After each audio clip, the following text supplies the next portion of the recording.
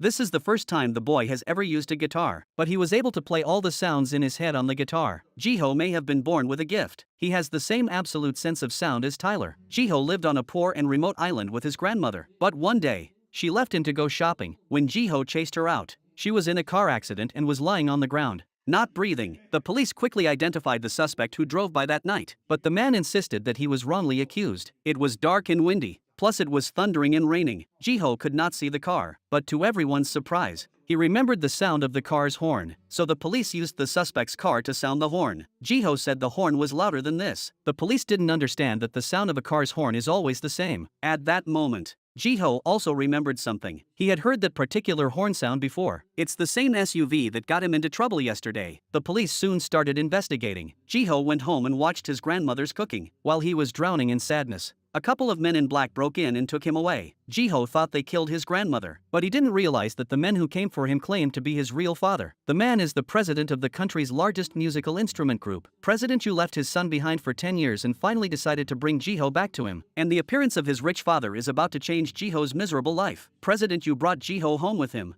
Not only does he have a personal designer to customize his clothes, and dozens of maids to bathe him. This is something Jiho has never enjoyed in his life. But the sudden appearance of his son, his wife and youngest son are at a loss for words. The youngest son, In-woo, is a young man who lives in a greenhouse. He started learning piano at the age of 3 and is determined to succeed his father's musical instrument business. In-woo grew up with a maid and never had to suffer. Because he grew up in such a privileged environment, he became arrogant, unreasonable, and even arrogant. But with Jiho's appearance, In-woo felt his position in the family threatened for the first time. That night, he had a confrontation with Jiho. Jiho was not a child who was willing to be bullied. It didn't take him long to subdue In-woo. In-woo's screams soon attracted his father and mother. Instead of criticizing Jiho, Mom apologized for In-woo's outburst. In terms of age, Jiho is the older brother, so it's only right that he teaches his younger brother a lesson. Mom is a very kind person. She didn't want to transfer the adult's mistakes to the child. She decided to treat Jiho as her own when her husband brought her an illegitimate child. And soon everyone realized Jiho's innate musical talent. While practicing at In-woo,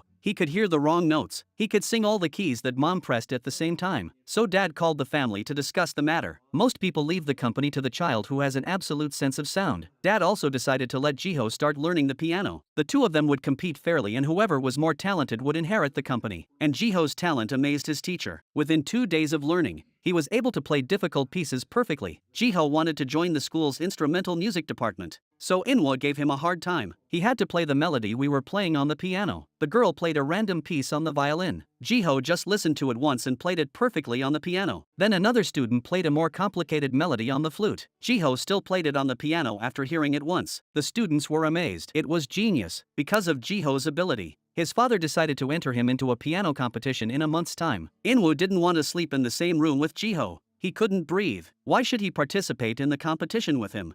He says he'll quit if Jiho enters. Jiho asked In-woo why he was against him. "Are you afraid to fight me?" They had a heated argument right away. In-woo didn't like Jiho's arrogance and pushed him against the fish tank. But the glass of the tank was cracked. Sora saved her husband's illegitimate son, but her own precious son was injured as a result. For a piano player, his hands are the most precious thing he has, and the piano competition is in a month's time. In-woo couldn't accept this fact, but even if he could only play with one hand, his skill amazed his brother Jiho. To cheer In-woo up for the competition, they made a bet. The loser of the contest had to fulfill the winner's wish. So from that day on, they practiced like crazy in order to win the competition and fulfill their wishes. It wasn't long before In-woo realized that his injured hand seemed to have fully recovered. After confirming that his hand was fine, he had second thoughts. In-woo asked the doctor to keep his hand in a cast. This may be a good opportunity for him to win the competition. That day after school, Jiho saw In-woo talking to a woman. When he asked who the woman was, In-woo said she was looking for your mother. Jiho was so confused that he dropped his bag and chased after her. He completely forgot that the piano competition was in 2 hours. He went straight to the subway and chased her from the subway to the bus stop. Jiho finally stopped the woman, but it wasn't his mom.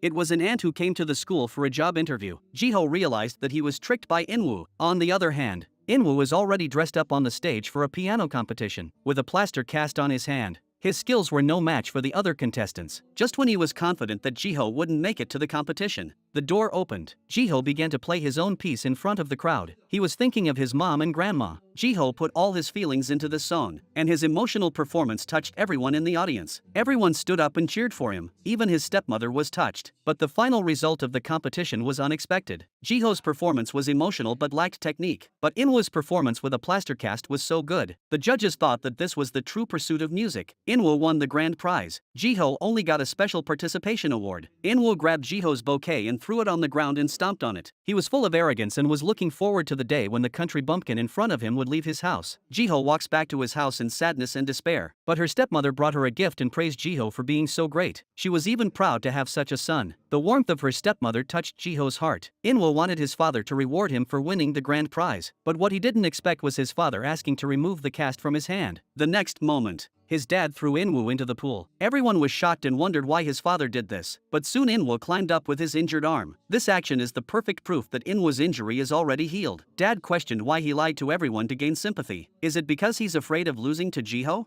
It turns out that he saw Inwoo practicing the bar in the yard the day before. He picked up the trophy on the ground as the price for lying to everyone. He threw the trophy to the ground. He thought Inwoo didn't deserve to have a musical dream. From this moment on, my son is only Jiho. Inwoo asked his father, "Didn't you teach me to do whatever it takes to get what I want?" But Dad told him that it's because you're so much like me that he feels sorry for you. After the drama ended, his stepmother brought Jiho's trophy. Looking at the name on the trophy, her face was no longer smiling like an angel. Soon Jiho noticed the trophy in her stepmother's hand. Just when his stepmother thought she was about to reveal her true face, the innocent Jiho thought it was his brother's doing. Afraid that his stepmother would cut her hand, he took the trophy and threw it in the trash. He also told his stepmother not to worry about his relationship with his brother. While the stepmother was trying to leave, Jiho called out to her. Jiho said he wanted to call her mom from now on. Silly Jiho gave her everything, but he underestimated a mother's paranoid love for her own son. Before she got married, Sora was a glittering piano player. Every day, she went to a small room in the underground warehouse. It was a secret base that she kept from her family and housed her most precious piano. Because Sora's mother's family was not rich, her mother-in-law looked down on her. After her marriage, Sora waited on her demented mother-in-law and had a difficult relationship with her husband. Her greatest wish was for her son to become the future heir of the group. In order to convince her husband that she had accepted her illegitimate son, Sora even gave her a long-cherished out-of-print tape to show her selflessness and greatness. As Jiho's talent gradually showed, Dad not only customized an expensive piano for him, Grandma rewarded him with a $10 billion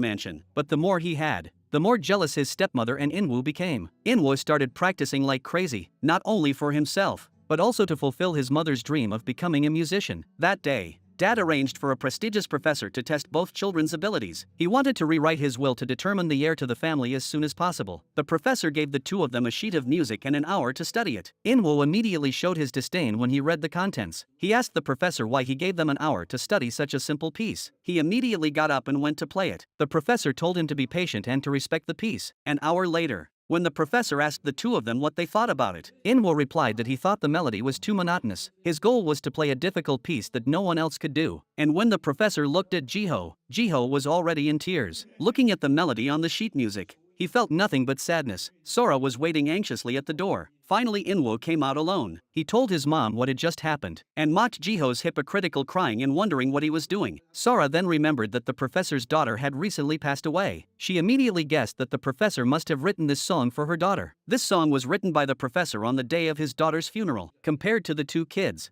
Jiho's understanding of music is much better than Inwoo's, but Inwoo was too arrogant to rely on technique, which is a big no-no for a piano player. That night Jiho came to his stepmother's room with the recommendation. Sora didn't want to share her joy with Jiho at the moment. She just smiled and told Jiho to put the stuff aside and talk to him tomorrow. But as soon as Jiho left, she picked up the book and crumpled it into a ball and threw it in the trash. Then Sora started cleaning her desk, desperately trying to vent her devastation. That's when her mother-in-law called her out. She found a lot of Sora's unwanted clothes and diamond rings that she wanted to give away. This also included the abandoned piano in the underground warehouse. Sora was shocked that her mother-in-law had sleepwalked into that warehouse. She remembered everything she saw.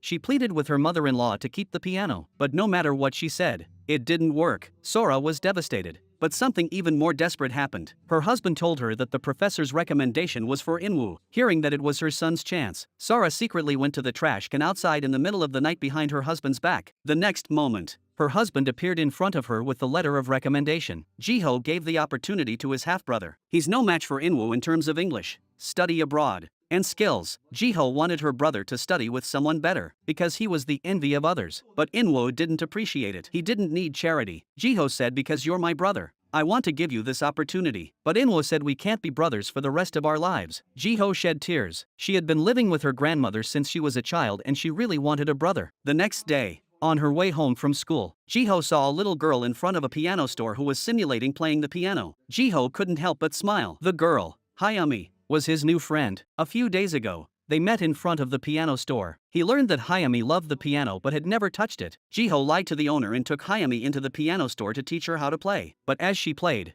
Hayami burst into tears. Her father was deaf and mute. No matter how beautifully she played, her father couldn't hear her. In order to comfort Hayami, the two of them went to the park to ride bicycles together. But this time Jiho took Hayami directly to the school's auditorium. When no one was around, they sat down at the piano and started playing four-handedly, looking at each other with big smiles on their faces. But then the curtain opened and the audience filled up underneath. They began to applaud the children's performance. They were so scared that they ran away. That day, Hayami's family received an old piano. Her mom told her that the piano was thrown away by a rich man before he left the country. The owner of the piano is Jiho's stepmother. It turns out that Sora's mother-in-law suffers from Alzheimer's. Whenever she got sick, she'd run to Hayami's father's stall and steal cakes. But instead of scolding her, he gave her a lot of hot pancakes. Hayami's father's kindness touched her heart. In order to repay him, Granny also brought a lot of clothes and jewelry. Grandma lied that the rich family she worked for was going abroad and she didn't want any of it. Not only that, she introduced Hayami to a piano teacher. That's where Hayami met Inwoo. Inwoo was immediately mesmerized by her innocent smile. He started practicing with Hayami, but Jiho bumped into them as they sat together. Jiho bought a piano cassette to give to Hayami as a gift. But just as he was about to deliver the gift, Inwoo came out with a gift box. Jiho immediately put away his things and could only watch the two of them talking and laughing. He rushed back to his room, but he didn't know that Hayami also prepared a gift for him. So Hayami asked Inwoo to help her give him her most treasured item. Inwoo looked at the pendant and instead of handing it over to Jiho, instead, he angrily put it in his own box. But before he went to bed,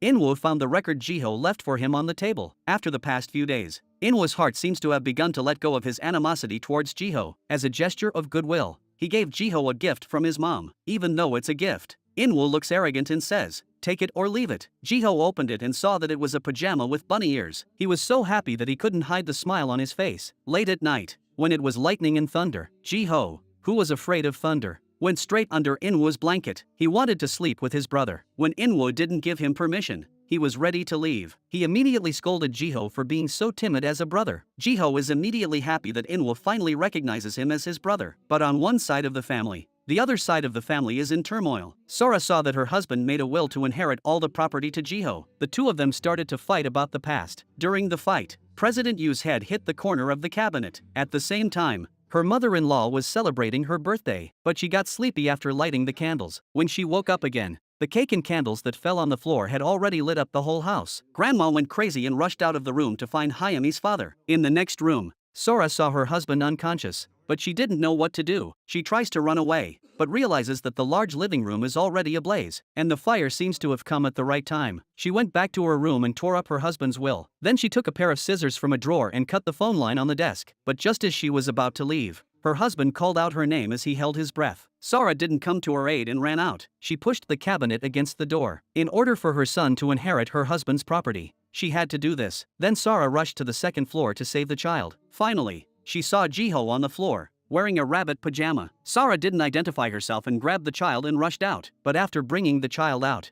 she realized she had saved the wrong person. Inside the house, Hayami's father was looking for his injured child. He saw Inwoo running downstairs, but the chandelier above Inwoo's head was swaying. He used his own body to protect his child. Finally, Inwoo and Hayami's father were pushed out, but Jiho was sad that he didn't see his father. He didn't know if his father was dead or alive. But the next moment, his father appeared behind him. Jiho's tears flowed out. He hugged his dad and cried. Fortunately, his favorite person was still alive, but it was all Jiho's illusion. Looking at his father lying on the stretcher without breathing, Jiho broke down. Hayami's father, who had acted bravely, and President Yu, who had been locked in the room, were killed in the accident. Sora quickly sent her mother-in-law to a psychiatric hospital for treatment of dementia. Inwoo was suffering from burns on his skin because he couldn't get help in time. He hates his mom for saving Jiho, who is not related to him. Sora was about to explain when the police arrived. Although the police found out that the cake and candles were the family's fault, but they also found President Yu's head wound showed signs of concussion. Sora became nervous. She made excuses that she didn't know and quickly found a way to escape. The assistant told her that a strange man died in the fire together. The man's wife came to see her. Sora didn't know what to make of it, but when she saw the diamond ring in the woman's hand, she understood. The clothes and the diamond ring that the mother-in-law had taken were all for this family. Sora immediately approached the mother-in-law and asked her about the man's identity. She then realized that it was the man her mother-in-law had gone to ask for help. So when the police questioned Sora again with the torn and fallen hairpin on the floor, Sora put all the blame on Hayami's father. Soon the police seized a lot of expensive clothes and bags from Hayami's house for the Hayami family who lived in a rented house.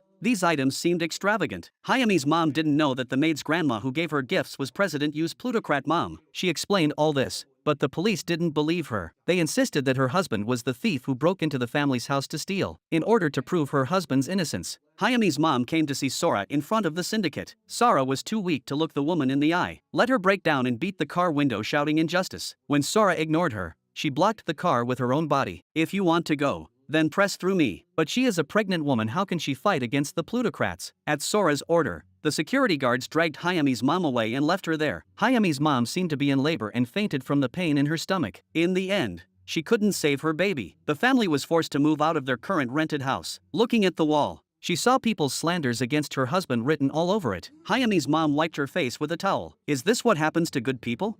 Jihyo left with the heartache of his father's death and the guilt of his brother's injury. He went back to the island where he used to live alone. Sora doesn't plan to pick him up. She wants to take this opportunity to reconnect with Inwoo. Sora got the best medical team to operate on her son. Even if she spends everything she has, she won't let him give up his dream of playing the piano. Not only that, she also promised Inwoo that she would make him the heir of the company. Even if Jihyo comes back, she won't see him. Inwoo reconciled with his mom and underwent surgery in order not to upset her son. Sora didn't tell him that his father had died. At the moment when he was taken to the operation room, Inwoo was still looking forward to a family trip with his mom and dad after recovery. Meanwhile, the lawyer came to Sora with a copy of President Yu's will. 80% of the shares were left to his eldest son, Jihyo. The lawyer wanted to bring Jihyo back from the island but was stopped by Sora. Sora asked the lawyer to help her become the chairman of the board of directors. Soon reporters gathered in the hall. When reporters asked her why she saved her illegitimate son first, Sora once again put on the face of an angelic mother. The lawyer suggested that now she must bring Jihyo back. If the story of Jihyo's eviction comes out, the image of motherly love will be destroyed and the company will suffer. Sora couldn't accept this proposal. If Jihyo came back, what would Inwoo do?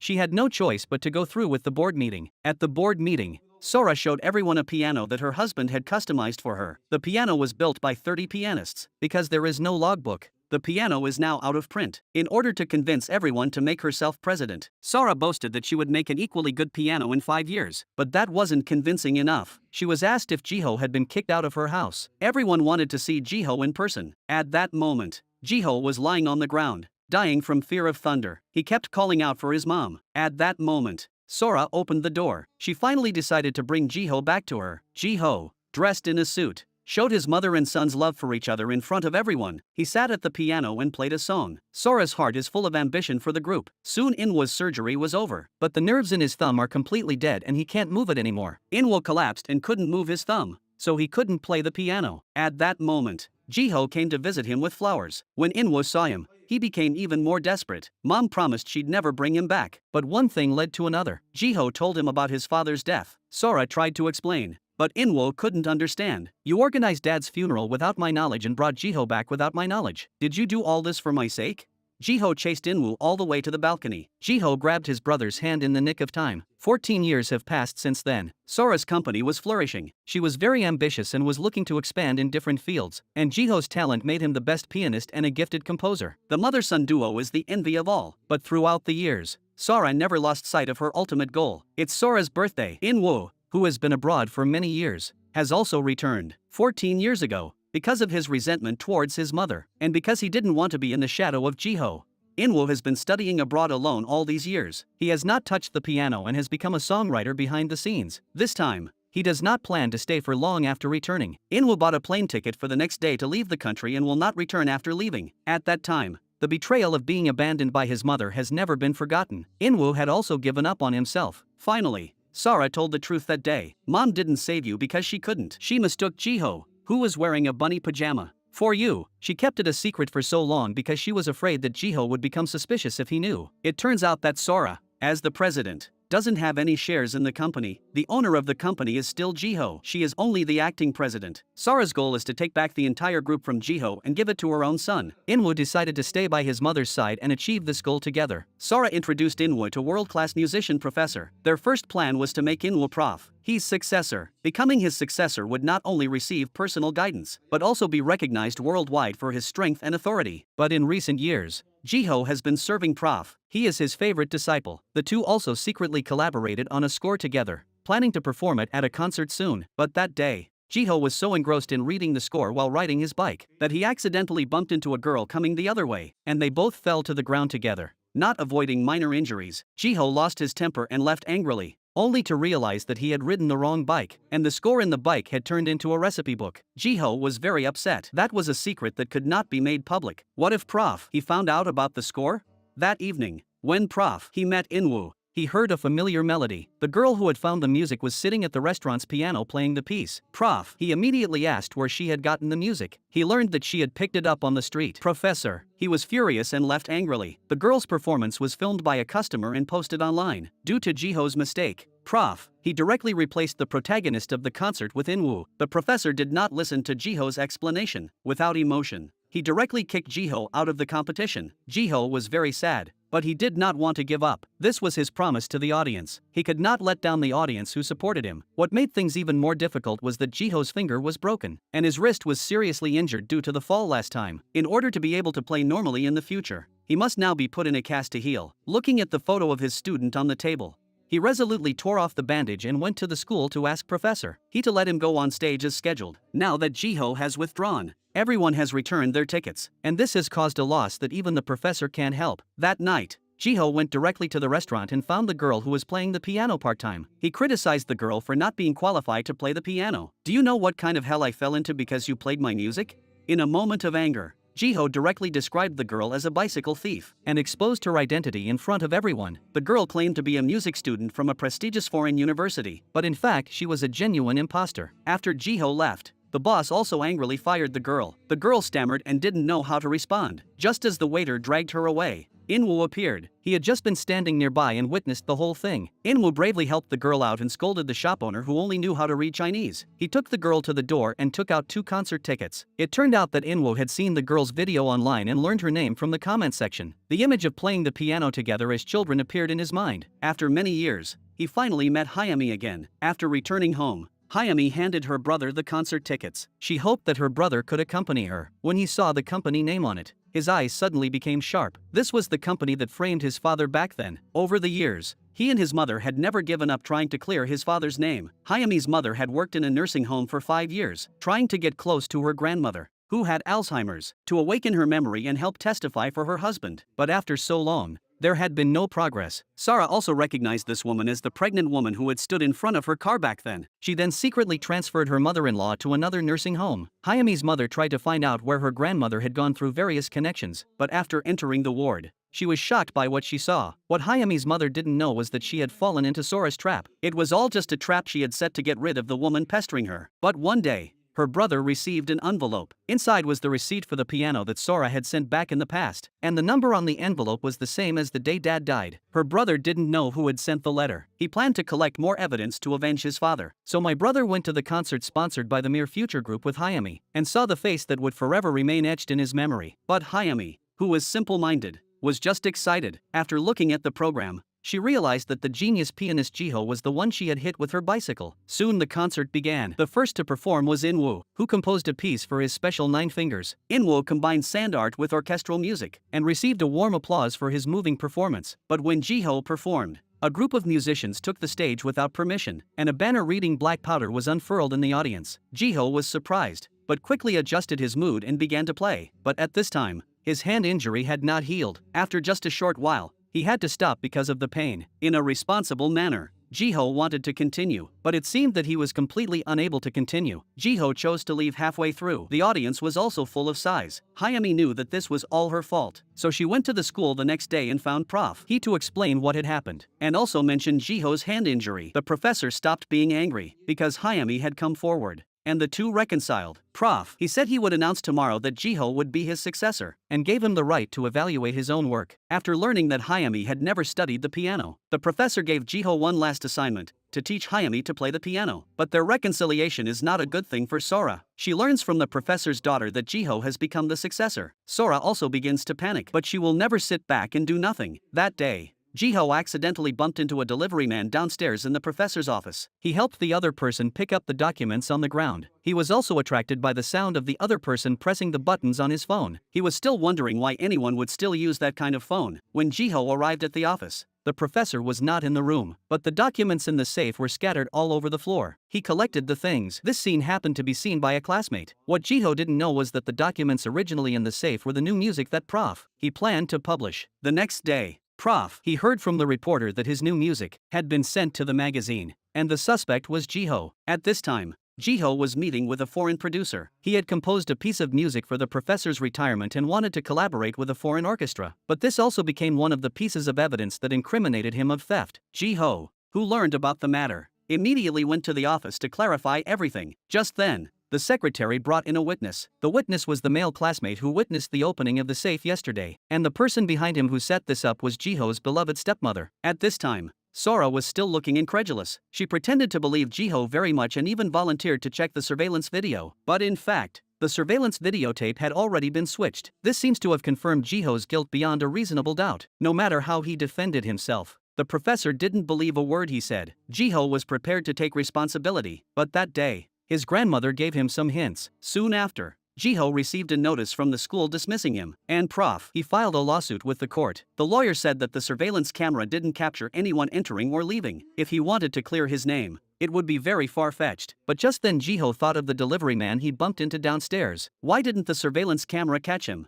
He said that the surveillance footage he watched at the time was most likely forged, and the music score must have been leaked by that person. Sora's expression became panicked. What she didn't expect was that Jiho remembered the sound of the man's phone keypad. Jiho went to the phone store and found various models of phones. Using his perfect pitch, he listened to the keypad sounds. After locking in on the phone, the next step was to go to the surveillance room and find the tape from that day. Jiho listened intently to the key press sounds and perfectly matched the password. Sure enough, the security room no longer had the tape from that day. Jiho suddenly broke off all thoughts. He didn't know who had set this trap for him. He took the special phone and tried to recall the key press sounds of the delivery person at that time and entered the numbers according to the sounds he heard. Finally, he discovered a shocking secret. The name saved in his own phone for this number was actually his mother's personal secretary.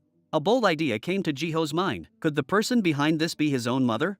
Sora was planning a countermeasure on this side. The fact that the courier wanted to meet Sora was actually an attempt to extort a large sum of money. They agreed on a time and place to meet. Sora also wanted to resolve this matter as soon as possible. In order not to reveal her whereabouts, she deliberately asked Secretary Wu not to follow her. But when Jiho returned home and learned that his stepmother had left Secretary Wu alone to go out to a party, he became even more suspicious. As Jiho was about to leave, he heard his stepmother give Secretary Wu 200 million in cash. The secretary arrived at the parking lot, looked around to make sure no one was around, and then drove off. But not far away, Jiho was watching him. Jiho followed the secretary's car all the way to a remote courtyard restaurant. At this time, in the private room, Sora was handing the courier money in exchange for the goods. When Jiho arrived, he quickly noticed the courier motorcycle at the door. He took down the license plate number and immediately rushed into the private room to start looking. Finally, he saw his mother's high heels and the sports shoes hidden under the cabinet. Jiho suddenly remembered what his grandmother had told him. Could it be that the person his grandmother was hinting at was his stepmother?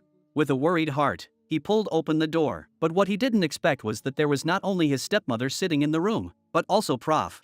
At this time, Sora was begging Prof. to cancel the lawsuit and give Jiho a chance. But Prof. said, "Don't let me see Jiho again," and turned away. When Jiho rushed out, the motorcycle was gone. He asked the secretary who followed him what had just happened, and why he had spoken to the courier the day he lost something. The secretary said that the 200 million in cash was the liquidated damages paid on Prof. H's behalf, and the call he received that day was a threatening call demanding money. Jiho instantly became self-blaming, but when he returned to the compartment, he found that the pair of men's shoes that he had hidden at the bottom were gone. So in front of his stepmother, Jiho pretended to give up the investigation, but in secret, He stared at the motorcycle's license plate number and began to think of ways to find out who was behind it. Jiho found the phone number of the courier company and asked for the owner's number for the motorcycle's license plate. He asked the courier to deliver a package for him. He crouched down and stared at the man getting off the motorcycle, but the man who got off the motorcycle was not the same person. Jiho was a little confused. What was going on?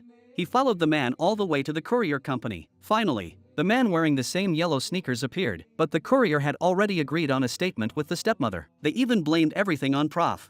Not only that, but the man also described Sora as an angelic mother, who was extremely worried about her son. He also said that at the restaurant, he had called her over. The old man couldn't wait to destroy his student. Jiho believed everything and connected all the dots. He began to repent for having misunderstood his stepmother. An exasperated Jiho went directly to the professor and questioned him why he had used such despicable means to get rid of him. The professor was at a loss for words. "How dare you behave so outrageously here?"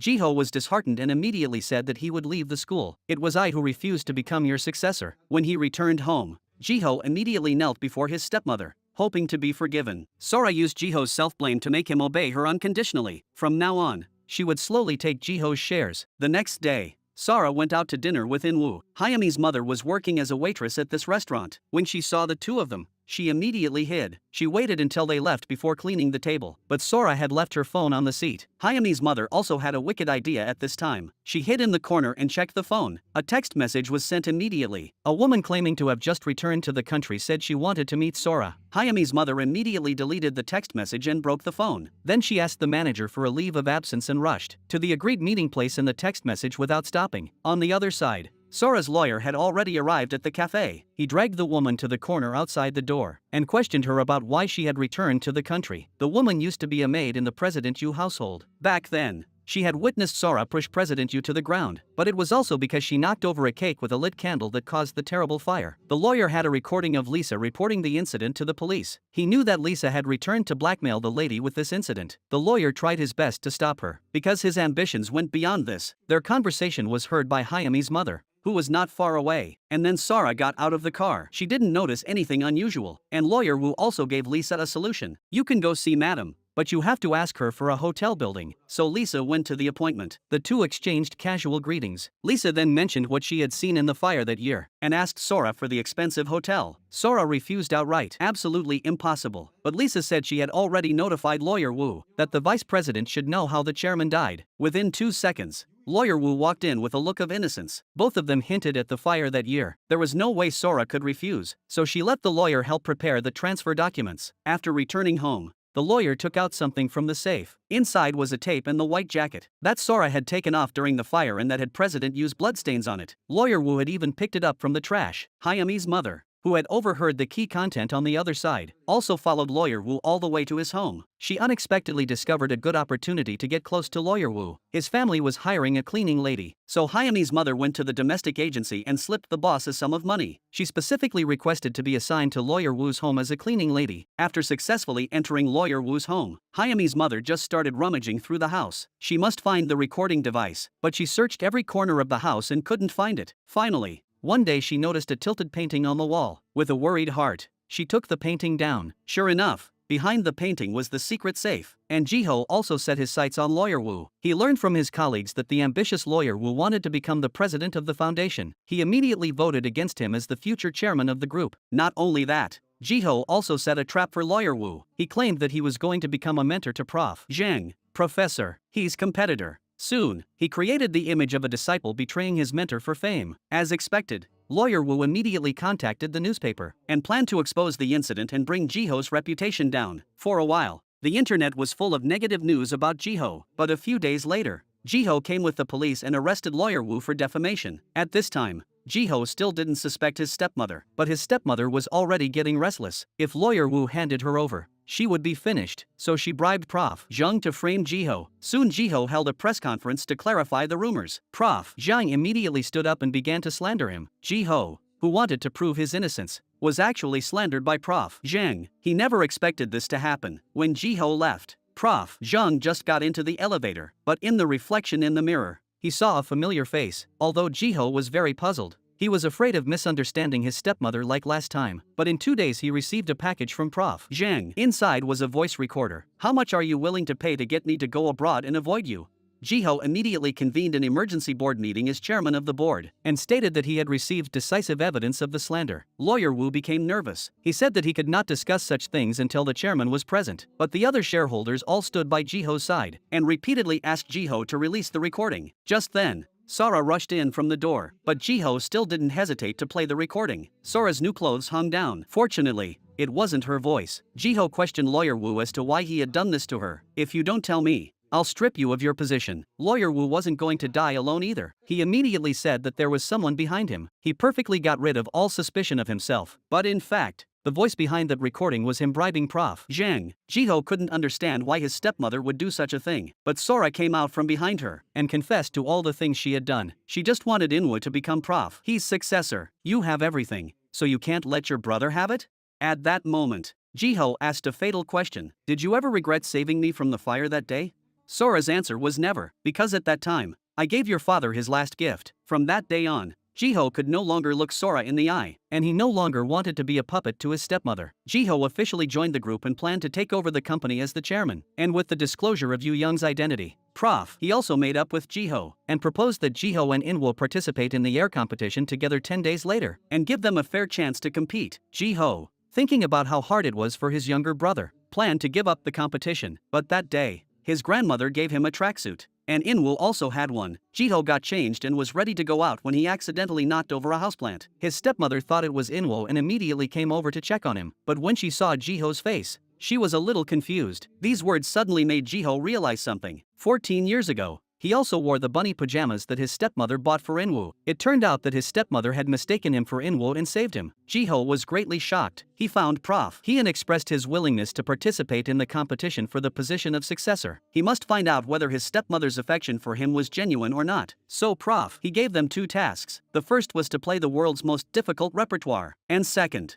to impress ordinary people who don't know classical music with their performance. Soon after, the professor sent the 2 of them the score for the competition performance. In order to win the competition, Inwoo secretly opened Jiho's score and switched the pieces inside. Jiho didn't discover this. The 2 of them then started practicing day and night with their respective competition pieces. The day before the competition, Inwoo secretly snuck into Jiho's room and switched the pieces back. The next day, the competition began. Jiho was stunned when he heard the piece he was about to play. It was completely different from the piece he had been practicing. Just then, he remembered that he had seen Inwoo come out of his room yesterday, and suddenly understood what was going on. There was no way he could go on stage without blushing, but obviously, even a musical genius like him could not play perfectly and smoothly at once. In the first round, Inwoo won successfully. The professor also scolded Jiho for not taking it seriously. In the second round, the professor invited 5 professionals and 5 amateur listeners, who had to impress these judges. But just as Inwoo was playing, Hayami walked in. Hayami didn't come to cheer him on, but as a loyal fan of Jiho to watch. Inwoo's jealousy began to overflow, and he lost his concentration while playing. But Jiho had the encouragement of his beloved girl, and he was best at playing this kind of heart-moving melody. Jiho successfully won the second round of the competition. The final competition was to play music that would move his mother. Inwoo gloated, "The heavens are definitely on my side. Could it be that my mother can't even tell the difference between my playing?" Jiho said, "My mother is fair. Have you forgotten the fire?" So Sora sat in the middle, with her 2 sons behind her, playing one after the other. But even a fool knows that she will choose her own flesh and blood. The first person to play was a song that Sora and Inwoo used to play when they were young. Sora had already initially determined that this person was Inwoo. However, when the second person played, it was obvious that the left-hand sound was out of harmony, and Inwoo's left little finger was injured. Sora then concluded that this person must be Inwoo. She confidently stood up to greet her precious son, but what she didn't expect was that the person who came out from behind was Jiho. Sora was confused. How is this possible? Jiho was even more convinced that his stepmother didn't love him. The professor immediately announced that Jiho would be his successor. Inwoo was unconvinced and walked out to challenge him, but everyone there was a witness. There was no turning back. Everyone left the room. Inwoo also collapsed and vented his anger at his mother. How could a mother not recognize her child's performance?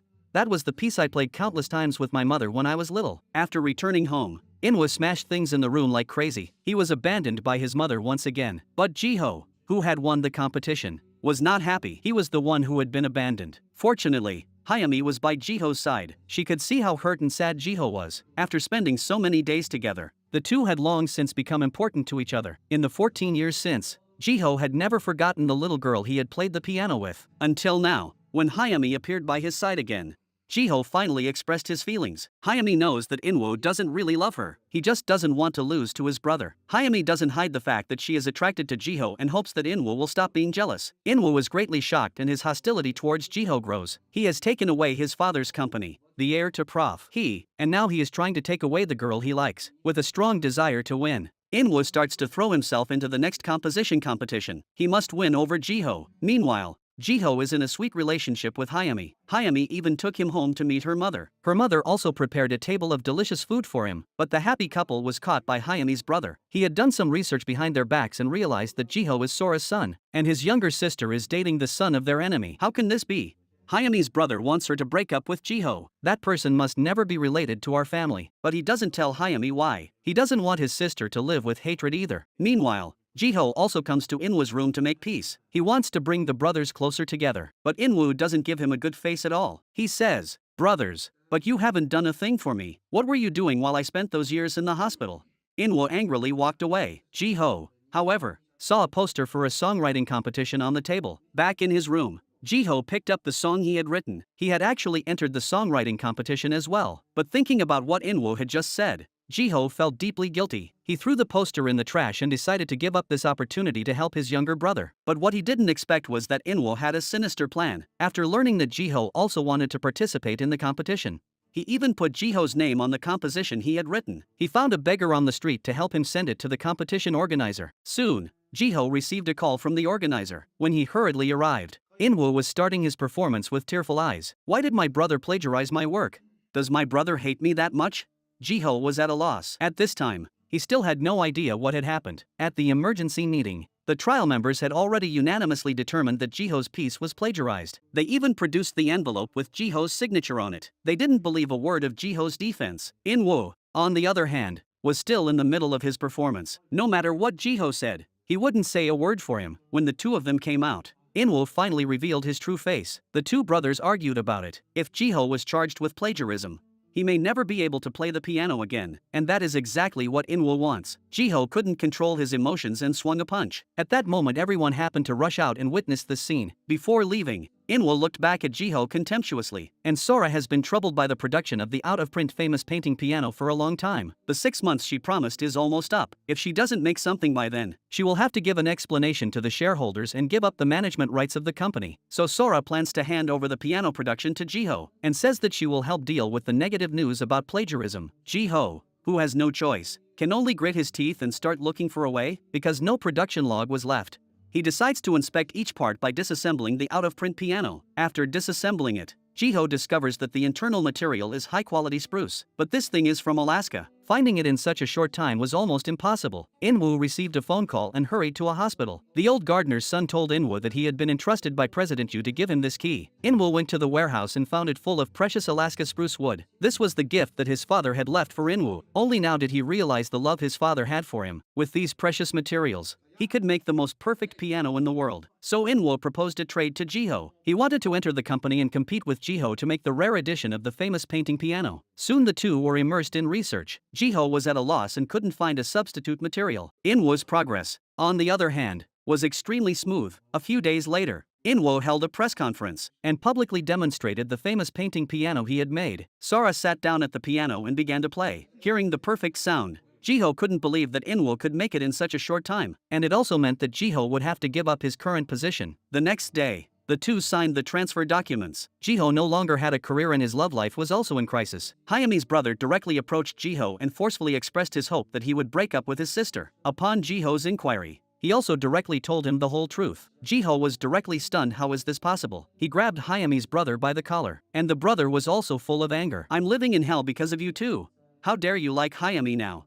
After returning home, Jiho began searching online for news about the previous fire accident. He also saw a report about Sora being named a suspect, so Jiho called the police station to inquire about the truth of the accident. But Sora had already taken care of everything at the police station, and everything Jiho had investigated immediately reached her ears. When he returned home, Jiho directly asked his stepmother about the cause of his father's death. He heard that the thief who came to our house was wronged. The stepmother couldn't sit still anymore and scolded Jiho for not standing by his father's side and instead defending a thief. After a few curses, she went directly to her room. Jiho's mind was also in a mess. If his mother really was such a horrible person, he would really go crazy. After returning to her room, Sora pondered for a long time who had actually told Jiho such things. She rushed shamelessly to Hayami's mother's house and scolded her. Before long, Hayami returned. Seeing Hayami, Sora was at a loss. Was the woman her two sons liked actually the family's child? Her mother also had no idea that her boyfriend was the son of her enemy. After leaving, Sora could not come to terms with what had happened for a long time. She began to sort out her thoughts. Since Hayami and Jiho were boyfriend and girlfriend, she had to keep Jiho quiet before he suspected her. Sora leaked to the media that Jiho had previously plagiarized. She also bribed the shareholders to pin the charge of embezzlement on Jiho. As a result, Jiho was taken directly to the police station for questioning. Fortunately, Jiho had not yet been arrested. Meanwhile, Hayami's brother had obtained the witness tape from Lawyer Wu through various connections. As soon as he arrived home, he saw Jiho at the door. Jiho didn't believe that his mother was that kind of person and didn't want to break up with Hayami, so his brother played the content of the tape directly to him. After hearing the content, Jiho roared at the sky. At this time, Hayami was standing guard at Jiho's house. She had heard about everything, but she still wants to hear the truth from Jiho's mouth. Facing Hayami's questioning, all he could say was "I'm sorry." Jiho returned home angrily and questioned Sora to what extent he had to go. "Is it because I know the secret of my father's death that I am being driven to the wall like this?"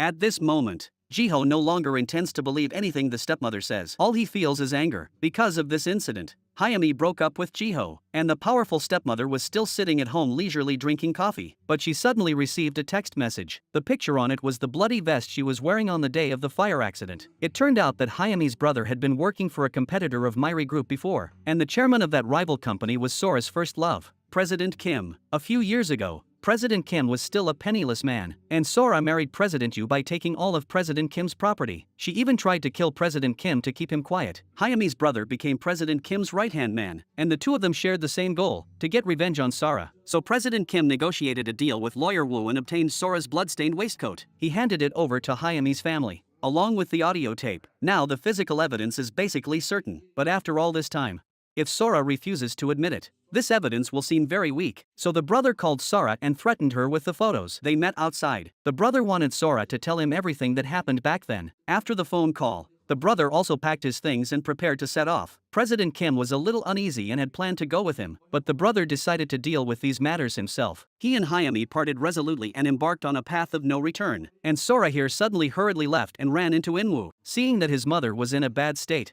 Inwoo followed her, but his mother had already got into a taxi. Coincidentally, Jiho returned at this time. Inwoo then drove off directly in his car and followed his mother all the way to a remote warehouse. At this time, his brother had already produced all the evidence and threatened Sora. He told Sora to kneel down and confess to his father, but Sora's attitude was even stronger than he had imagined. Sora insisted that he had not killed anyone. His brother excitedly grabbed Sora by the collar, but just then, Inwoo appeared. He punched his brother to the ground, but his appearance was not a good thing for his brother. His brother planned to take this opportunity to tell Inwoo all of Sora's crimes. Inwoo saw his mother fall and rushed up to teach his brother a lesson. The two of them wrestled together, but obviously Inwoo was no match for his brother. Sora panicked when she saw her son get hurt. She stopped her brother and said that she would tell everything. Sora began to stammer, and when she was about to speak again, Inwoo, with his last ounce of strength, rushed directly at his brother. They couldn't believe what they were seeing. Inwoo went into a state of shock. Sora reassured him that she would never let her son become a murderer. When the two of them reached the door, Sora realized that Inwoo had driven Jiho's car. All of the problems were suddenly solved. She had already thought of a foolproof plan, so Sora took away all the evidence and sent a text message to Jiho on her brother's phone,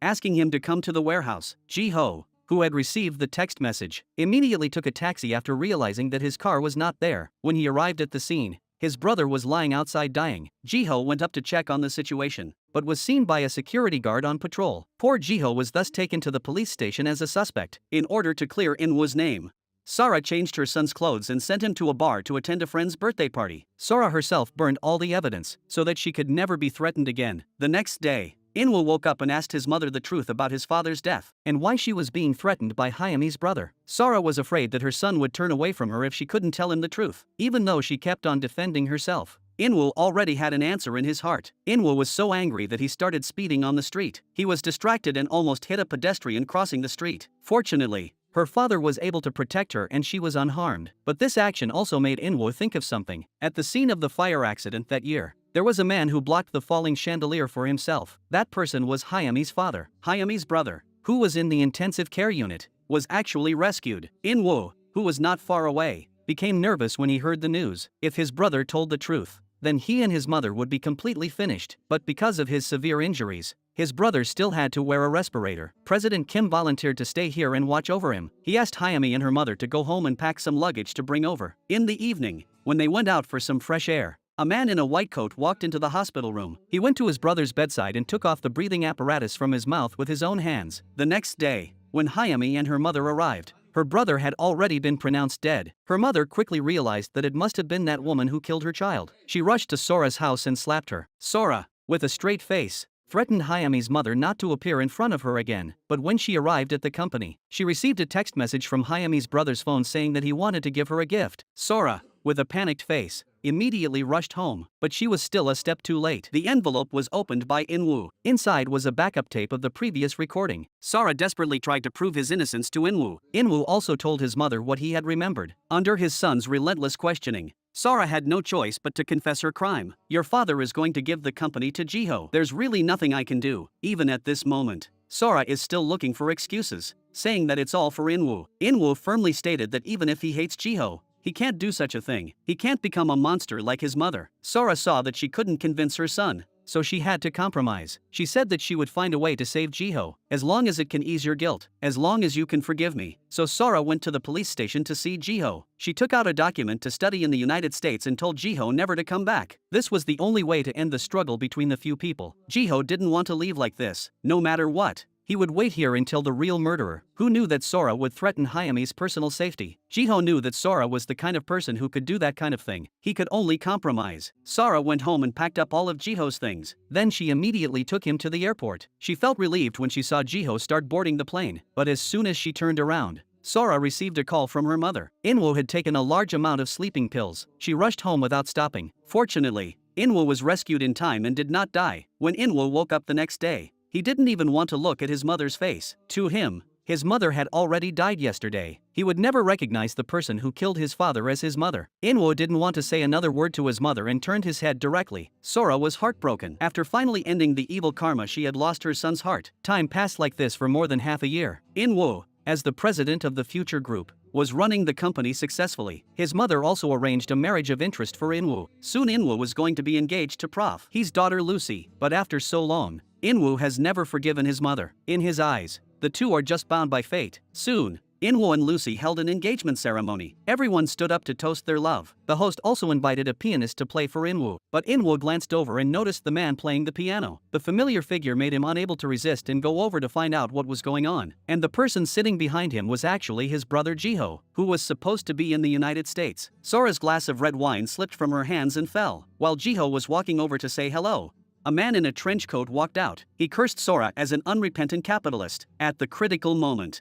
Jiho took the fatal stab for his stepmother. The man was immediately subdued, but Jiho also lay on the ground, dying. But no one knew that this was the first step in his return for revenge. A year ago, Jiho did not choose to fly to the United States, but as soon as he left the airport, he was taken by a group of men and put in a car. The men tied him up and took him to an abandoned warehouse where they gave him a good beating. They weren't men sent by Sora, but men under President Kim's command. It turned out that before this, President Kim had already found the fake doctor who took Hyami's brother's respirator off. But the fake doctor had already agreed with Sora on his testimony. He even accused the person who ordered him to do it of being Jiho. So President Kim tied Jiho up and wanted to take revenge for Hyami's brother. Jiho, however, looked confused and said he knew nothing about it. The next day, President Kim brought the fake doctor to Jiho and let the two face off, but the man only knew Jiho's name and didn't know what he looked like. President Kim swung a punch directly. He threatened the man to tell him the real culprit behind the scene. The man finally couldn't resist any longer. The person who instructed him was Secretary Woo, who was by Sora's side. Then President Kim got the black box of the taxi that Jiho took to the scene at that time, which completely cleared Jiho's name. At that time,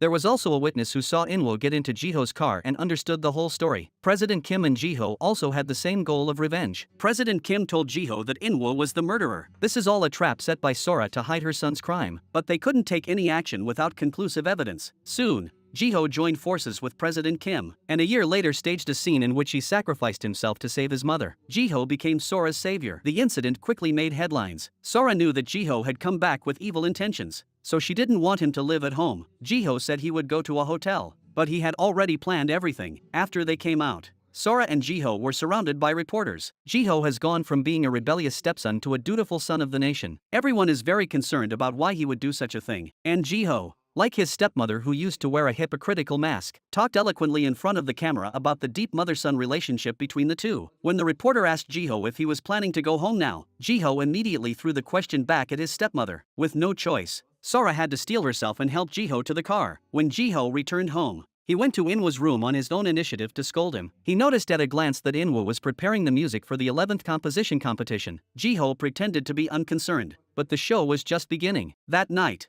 at her mother's request, Sora brought Jiho some tea. But what she didn't expect was that Jiho's stomach, which had taken the knife for him, had no scars. For a moment, the object in her hand fell to the ground. Jiho said, "I remember that you didn't really save me before." Sora rushed forward and wanted to slap him, but Jiho didn't give her the chance. "In the past, I tolerated it because you were my mother, but not anymore." Sora never imagined that Jiho, who had returned with nothing, would dare to argue with her. But the more worthless a person is, the less they fear losing. As long as his current identity is Sora's savior, then he has already won. The next day, Sora told her son and the lawyer that Jiho had not been injured. They had planned it all. But that also meant that not only the murderer, but also the hospital doctor had been bribed. Was there someone behind Jiho?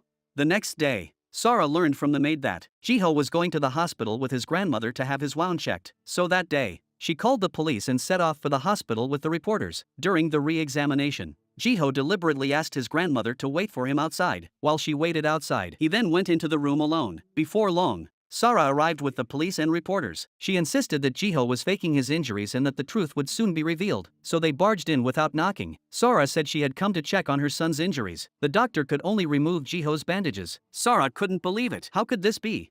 She threatened the doctor to remove the fake wounds quickly, or I'll call the director and have you fired. The doctor was also angry. Jiho's wound was still inflamed. "Are you insulting me?" The reporter took out his camera and started taking pictures. Sora didn't expect to have a stone thrown at her own feet, but that was just the beginning. Soon Sora discovered that a newly emerged musical instrument group had poached 5 of their researchers. The group decided to hire the most popular pianist as the company's spokesperson, and bought all his songs as the company's advertising songs. One day, the family went out to dinner, and Sora also invited an old friend. This person was her first love, President Kim. Over the past year, President Kim has been approaching Sora on the grounds that he can't forget his girlfriend's first love. Sora also went from rejecting him at first to finally rekindling their old feelings. She completely let down her guard against President Kim. She even had plans to get back together. But obviously, Inwoo would not accept this man. He got up and was about to leave after a few words, but just a few steps away, a familiar tune came from behind. This tune is exactly what Inwoo submitted to the 11th composition competition, and the person playing the piano is the spokesperson hired by their company at a high price. Inwoo questioned where this thing was obtained from, but Jack asked him back, "Do you think I'm copying someone else's music?" Soon, Inwoo's plagiarism made the headlines. Just like Jiho, who he once slandered, now he has suffered the same thing, and because Jack is now so popular, he has directly registered the copyright. Inwoo now has no way out. He realized that it was most likely Jiho's revenge, and hurriedly stopped Jiho on his way. He then gave him a punch. He told Jiho to go to the media and clarify that this was not the truth. If this was confirmed, then he would be forever disowned by the music industry. Jiho just wanted him to try what it feels like to be framed. Seeing Jiho's strong attitude, Inwoo grabbed his collar and threatened him. Just then, a group of reporters emerged from afar. Why is this scene so familiar?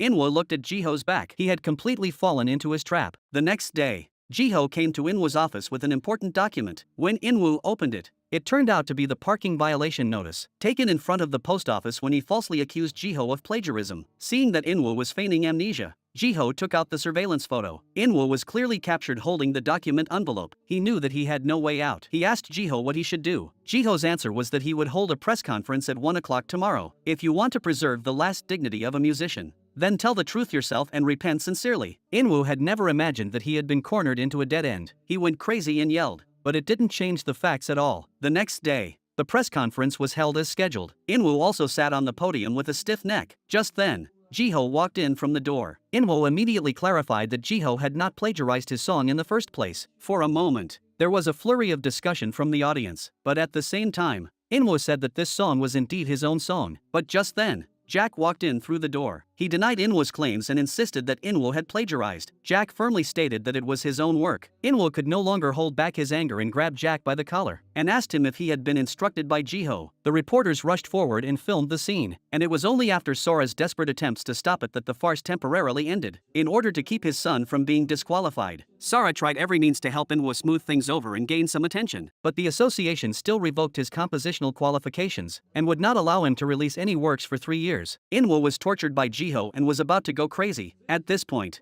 he had nothing to fear. Inwo said that as long as he could keep his father's company, he could do anything. But that day, the music department of a domestic university only planned to prepare for a bidding meeting for a piano supplier, but the Myri group had always been the exclusive supplier. Sora couldn't understand why they suddenly did that. The person in charge said that the Queen Musical Instrument Company, which was competing with them, had also sent someone, and the man who walked in from the door was Jiho. Sora and Inwo started glaring at each other. Jiho, however, acted very calmly. Soon, both sides began to introduce the advantages of this bidding. Inwo's side was a famous painting piano made of top-quality materials. As soon as Jiho took the stage, he pointed out that although the materials of the famous painting piano were good, the price was too expensive. He said that his company is developing a new piano that guarantees the sound quality and is only 1/3 of the price of the famous painting piano. On the way back, Sora and Inwo were very anxious, and they didn't know who the powerful investor behind Jiho was. But if they really made this kind of cost-effective piano, then the future group would definitely be hit hard. So Inwo planned to go to the research institute to take a look, but he accidentally heard that Chief Min,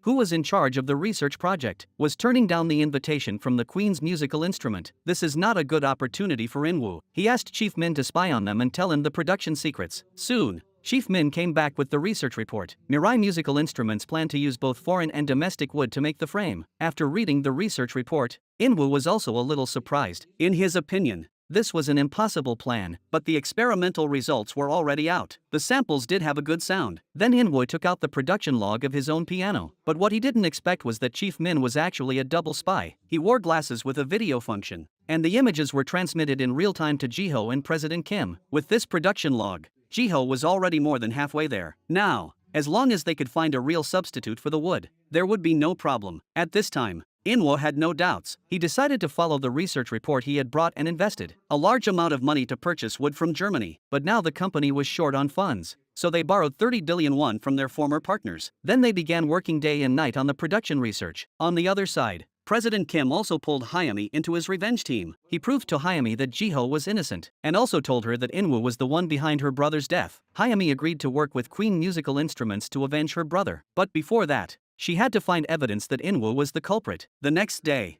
Hayami resigned from the barbecue restaurant. But before she left, Inwo came. It turned out that Inwo had been secretly helping Hayami behind the scenes all this time. The two went to a cafe and talked about what happened a year ago. Hayami said that the workers found a special suit button at the crime scene at the time, and the button was engraved with the 4 English letters MLB. Hayami began to test Inwo. Sure enough, even such ridiculous words were enough to confuse Inwo. After returning home, Inwo began to check his suit buttons. He threw all his clothes on the floor and told the maid to burn them all. Sora came in and couldn't understand her son who had lost control like this. Inwo also told his mother that there are only a handful of people in our country who can afford the MLB brand. As long as the police start investigating, it won't be long before they get to me. But Sora didn't believe this at all. How could there still be evidence after so much time has passed and the police have searched so many times?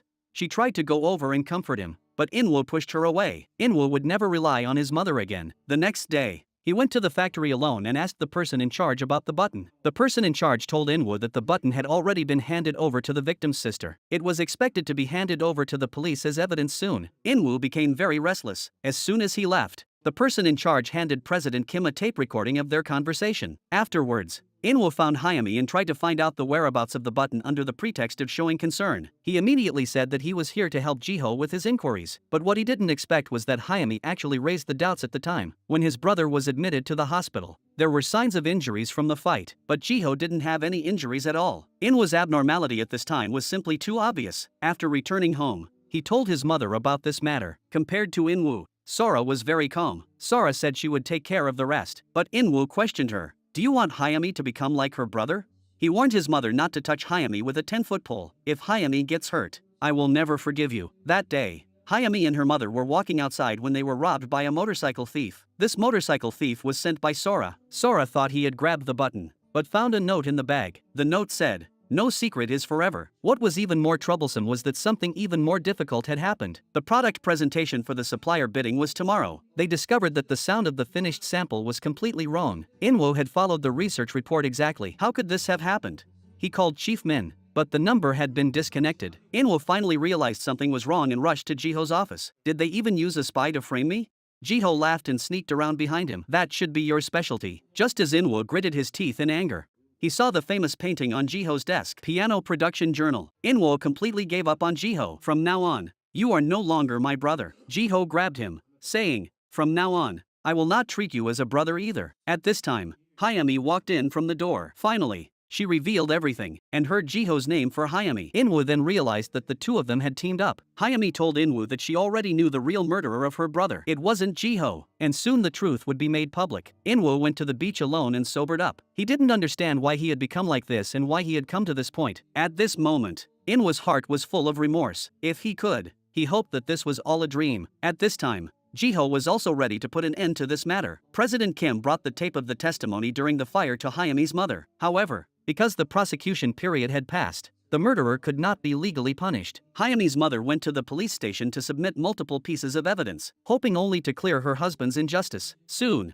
the news that the investigation would be reopened reached Sora's ears. Anxious, Sora found Hayami's mother and ordered her to move out immediately. If you promise never to come back, I'll give you more money than you can spend. But Hayami's mother paid her no heed. Seeing her opponent's tough attitude, Sora even threatened to harm Hayami. Whatever happens in the future, you brought it on yourself. In order to teach the persistent Hayami's mother a lesson, Sora tricked Hayami into going to an abandoned warehouse and locked her up. Hayami was very scared and helpless, curling up in a corner at a loss. But soon the family realized that Hayami had gone missing. Jiho started calling Hayami frantically, but he could never get through. Finally, he saw the address of the warehouse that Hayami had searched for before leaving from her office computer. Jiho hurriedly looked for it, but by this time, Hayami had already fainted by the warehouse. Jiho carried Hayami to the hospital for examination. After returning home, he also went to Sora's bedside. Jiho knew that this was all Sora's doing. He clenched his fists. This time, he would strike hard. The next day, Jiho released the recording of the eyewitness. The media was in an uproar. Sora, however, had already cultivated a strong inner strength. She calmly asked the reporter to release a clarification stating that this was a conspiracy by a competitor. But this news alone was not convincing. She decided to find the eyewitness Lisa to come forward and deny everything herself. But Jiho found Lisa before Sora could act. He hoped that Lisa would just tell the truth as it happened. What happened in the study that day? And how did my father die? Lisa's eyes flickered, but she didn't refuse, so she just acquiesced. But after leaving, Lisa got into Sora's car. Compared to Jiho, Sora could definitely bring her more benefits. Sora promised to meet Lisa's every condition, as long as she denied the voice on the tape at the press conference. The next day the press conference was held as scheduled. Sora first denied all the recent rumors, and then invited the owner of the tape, Lisa. Jiho stood below, silently watching them. At this time, he still did not know that Lisa had already defected. Sora thus temporarily escaped disaster. And immediately afterwards, at the product description meeting for the piano bidding, Inwoo also found a new substitute for wood. He said that he could supply it at half the price of the famous painting piano. Inwoo and Jiho played on the stage to demonstrate their respective products. In the end, the judges gave this opportunity to the Mirai Group because of the favorable price. The university wants to sign an order for 1,000 units, but what the university doesn't know is that the piano Inwoo just played is not made of the new material. If he wants to make 1,000 pianos with the original material, he will definitely suffer a huge loss. If he fails to deliver in the end, he will have to pay triple the liquidated damages. The only thing Inwoo can do is to develop a substitute for wood within this month. But obviously, the plan that Inwoo stole from Jiho cannot be successfully developed. The wood he bought for 30 billion won basically became useless. And if the 30 billion won can't be paid back within a month, the future group will face the crisis of bankruptcy. Just when Inwoo was desperate, the loan company took the initiative to extend the loan date by 1 month. Sora instantly beamed with joy, thinking that this was the heavens helping her. However, she had no idea what kind of terrible trap was behind her. The agent of the loan company was none other than Jiho. Sora wanted Jiho to help her sign the extension contract. However, Jiho put forward a condition, that is to let her personally apologize to her dead father. Sora said, "Can your dead father come back just because I apologize? Can your father forgive me?"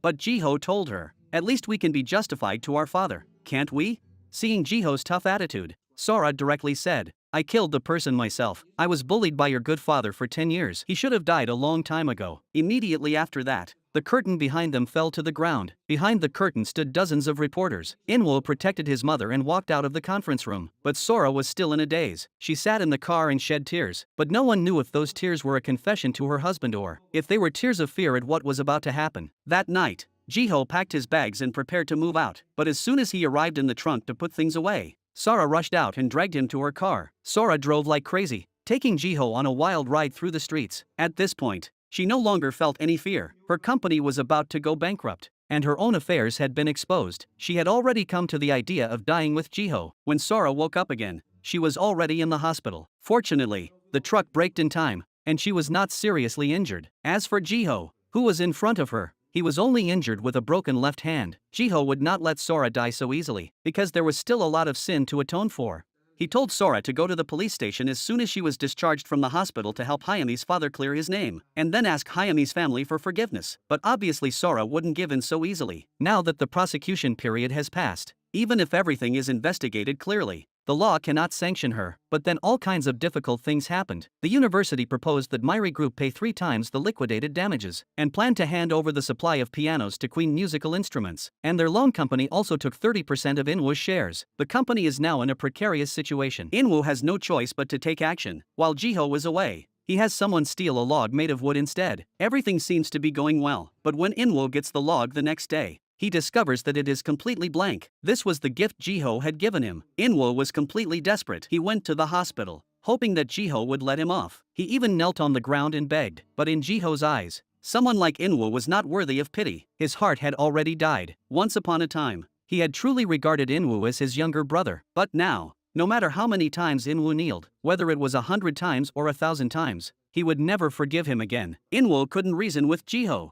so he went to Hayami, hoping she could help stop Jiho. But obviously, Hayami wouldn't pay any attention to the pleas of someone who had killed her brother. Hayami was the one who wanted Inwoo to get his comeuppance the most. Soon, Inwoo went to the police station. He even testified falsely that he had seen Hayami's father stealing from his house 14 years ago. Sora, on the other side, also gave an interview where she admitted to killing her husband, but blamed Hayami's father for starting the fire, and said that he threatened her Alzheimer's-stricken mother into taking the expensive clothes and jewelry. In front of the reporters, Sora portrayed herself as a poor victim who was bullied by her husband and mother-in-law. Jiho provided the police with a video recording, which was the testimony of the Alzheimer's-stricken grandmother as a witness. In the video, the grandmother apologized to Hayami's mother. Because of her own mistake, Hayami's mother lost her husband. The video made everyone silent, but Sora said that her mother-in-law had dementia. Her words could not be used as testimony. At this time, Jiho brought the doctor's diagnosis. Inwoo believed that her grandmother might have made a false statement under threat. Jiho then produced a confirmation that the lawyer and nurse were present. This time, the two of them had nothing to say. The police said that they would conduct further investigations, and the matter came to a temporary end. After dealing with Sora, Jiho's next target was Inwoo. While Inwoo was eating out with his mother, the waiter brought him his car keys. Soon after, the two received the same text message on their phones. The video on it was the black box content of the taxi Jiho took that night. On the other side, Hayami had already handed the black box over to the police. This object also proved that Jiho was not the criminal. But obviously, Sora would not sit idly by. She used money to find many witnesses, and asked them to lie and say that they had seen Jiho drive off that day. Not only the housekeeper but also the people from the construction site all gave the same testimony. So Jiho was once again invited in by the police. The black box couldn't clear him either, because it was very likely that Jiho had taken a taxi back after the crime. With the witnesses now in place, Jiho was also to be transferred to the prosecutor's office. The day of the trial was fast approaching. The housekeeper gave false testimony as a witness, insisting that Jiho drove the car away from the entrance at that time. However, the neighbor who was also present at the same time stated that he had seen Inwoo driving Jiho's car. Inwoo, however, had a solid alibi as he had gone to a party. He also said that he had never used someone else's car even once. Jiho, on the other hand, had a strong motive for the crime. He was retaliating against his brother for breaking up his relationship with Hayami. It seems that the situation is extremely unfavorable for Jiho at the moment. Next, Sora was questioned as a witness. She insisted that she had not met Hayami's brother. She was at home with lawyer Woo at the time, having a meeting, so she had postponed the meeting until the next morning. At this point, Jiho's lawyer called the taxi driver who had driven her to the warehouse to testify. This evidence perfectly exposed Sora's lies. The lawyer rebuked Sora for perjury since she had dared to defy the court. Sora suddenly came up with an excuse. She said she had seen something she shouldn't have. That was Jiho and Hayami's brother fighting. After the break, Jiho's side also called their last witness. At this time, The staff wheeled in a mysterious man in a wheelchair. At the judge's request, the man removed his mask and hat, and his appearance made everyone's eyes widen. Hayame's brother, who had died a year ago, had returned alive. It turned out that long before Sora had someone remove his oxygen mask, the Foresight President Kim had transferred Hayame's brother. After a year in a coma, the brother had fully regained consciousness. In court, the brother completely refuted what Sora had just said. The person who pushed him down that day was not Jiho, but Inwoo, who was sitting behind him. Sora said that the person who had already had a funeral was actually alive and well. This court hearing was completely invalid. Finally, Runha couldn't stand it anymore. It's all over now. What's the point of saying that? After the trial, Hayame's brother also reunited with his family. Mom and Hayame complained about why their brother didn't contact them for a year. But wasn't their brother thinking about them all the time?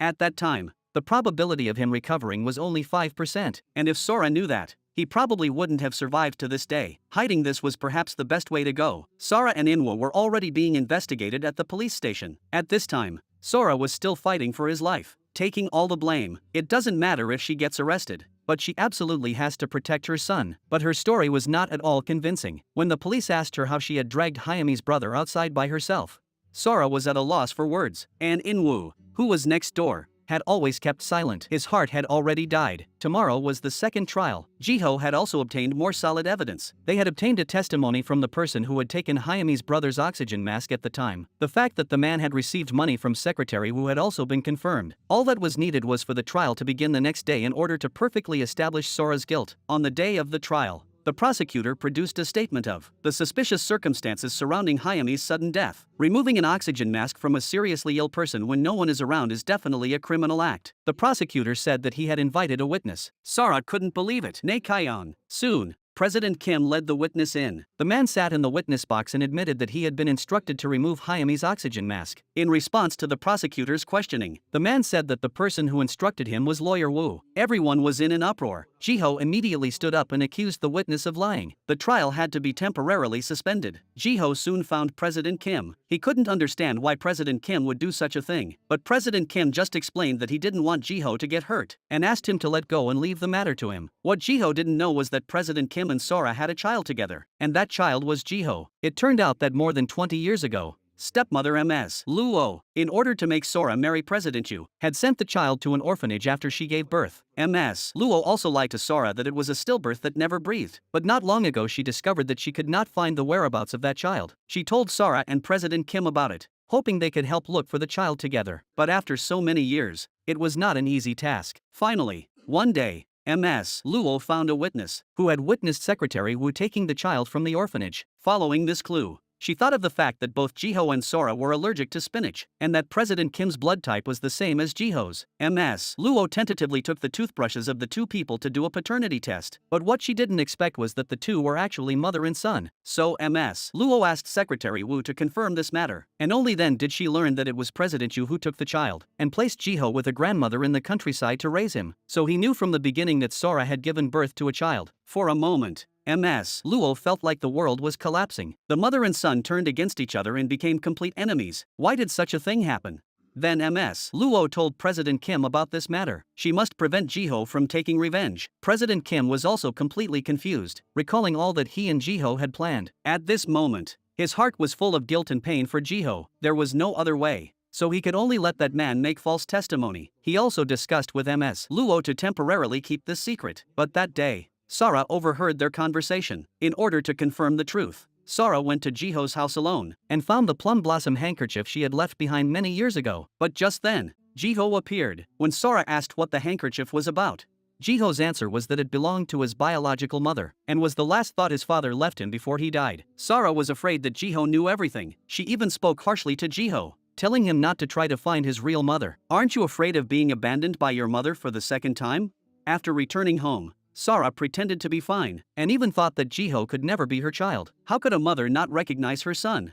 It wasn't until Ms. Luo took out the paternity certificate that Sora realized President Yu's true intention. He wanted you to fight with your own son. That's why he took Jiho into the family. Sora looked at the paternity test in her hands. She couldn't believe that such a melodramatic thing would happen to her. The next day, Sora sat at home alone, lost in thought, thinking about the bits and pieces that had happened with Jiho over the years. She couldn't hold back and rushed directly to Jiho's house. But just as she was about to open the door, Reason stopped her. She dried her tears and prepared to leave, but Jiho was standing behind her. He told Sora to go to the police station and confess her crimes. This was the last chance he gave Sora, but Sora was determined not to admit her identity to Jiho. Their relationship started with a curse and would never change. After Jiho entered the house, Sora tore up the paternity test. Her child had died more than 20 years ago. After Sora returned home, she learned that the company had held an emergency meeting and planned to remove her as the chairman. But soon after that was the annual concert. In order to salvage the company's image, Inwoo decided to go ahead with the concert despite his mother's objections. Not only was Inwoo unable to find any musicians, but the audience also protested by returning their tickets. What made him even more desperate was that Jiho's Queen Musical Instruments was also holding a charity concert at the same time. But even so, Inwoo did not flinch, even if he was the only one. He had to complete the performance, but as soon as he took the stage, he noticed various abusive banners being pulled up in the audience. When he sat down at the piano, the people in the audience threw rubbish at him one after the other. Then everyone left the venue, leaving only Ms. Luo and his mother. Inwoo just played as if no one was there. His eyes were full of sadness. This was definitely the most miserable performance of his music career. After the song, Ms. Luo stood up and applauded for him, but when Inwoo looked in the direction of his mother, she was gone. In fact, Sora received a call from President Kim, learned that he wanted to confess everything to Jiho today. He hurried over to stop him. Sora did not want to hide out of selfishness,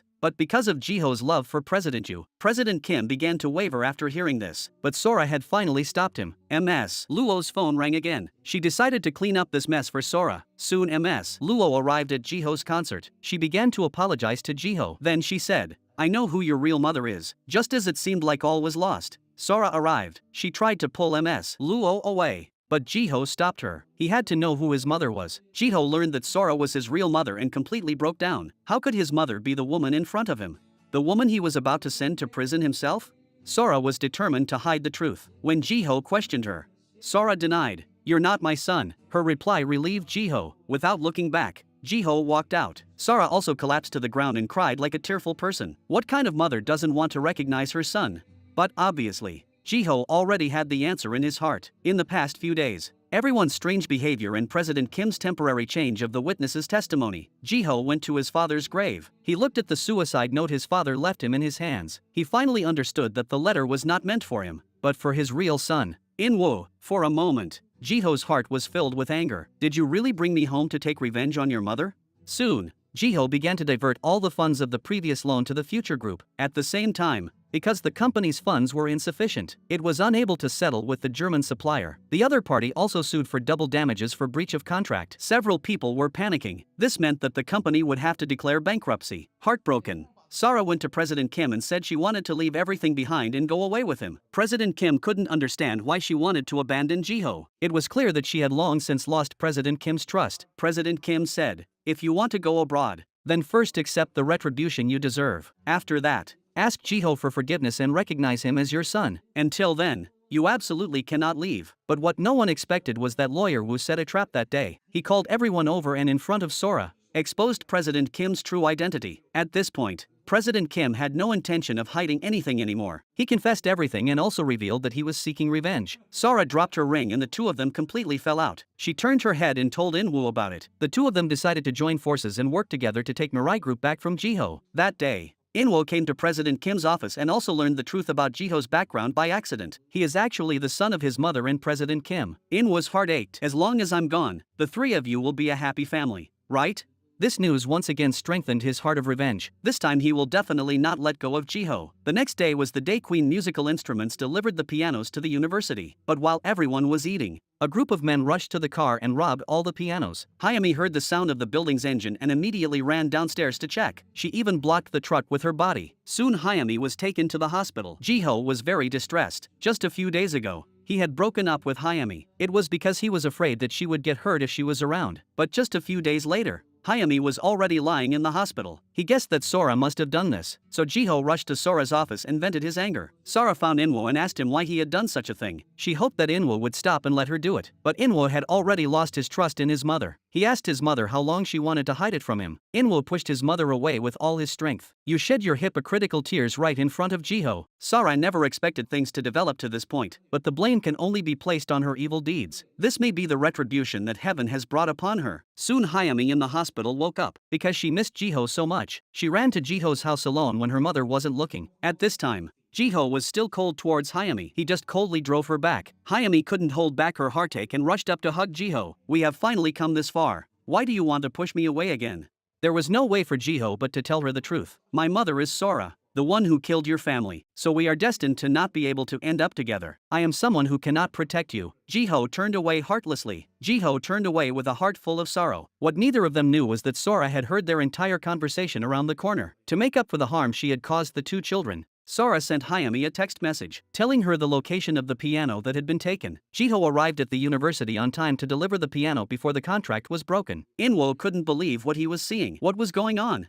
From Jiho's mouth, he learned that his own mother had been secretly helping him. His heart died completely. Inwo called an emergency meeting and personally removed his mother from her position as the club's president, before his mother abandoned him. He wanted to abandon her first. Sora bumped into Lawyer Wu as she came down the stairs. She then realized that Lawyer Wu had teamed up with her son. Lawyer Wu was not someone to be trifled with. What was even more surprising was that he already knew Jiho's background from Inwu. Meanwhile, President Kim also heard the truth from Ms. Luo that happened more than 20 years ago. The person who set the fire to burn him alive was not Sora but President Yu. Because Sora had already returned to her country at that time, President Kim was shocked, but it was now impossible to stop. He had already made the witness change his testimony and recovered all the loan funds. The future group was thus completely bankrupt. Jiho then went to Inwu's office. He had already acquired the future group, and from now on he is the new owner of this company. But on Jiho's first day in office, an unexpected guest came to the office. Lawyer Wu was unwilling to let go of the company he had poured his life's work into. He argued with Jiho for compensation but was kicked out by a few security guards. Soon Lawyer Wu began his plan of action. After work, Jiho was even handkerchief knocked out in the car. They drove away with Jiho, and immediately called Sora to come with the money. Lawyer Wu knew that Sora would never sit idly by when Jiho was arrested, so Sora hurriedly told President Kim the news and asked him to prepare the cash. Then he went to the destination alone. When Sora arrived, Lawyer Wu had already been waiting for a long time. Lawyer Wu didn't waste any time and demanded 10 billion won. Sora, however, made a counteroffer. "You can let me see Jiho first, no matter how much it costs." Soon Jiho was carried out. Sora was also very worried about Jiho's safety. Seeing Sora's uneasiness,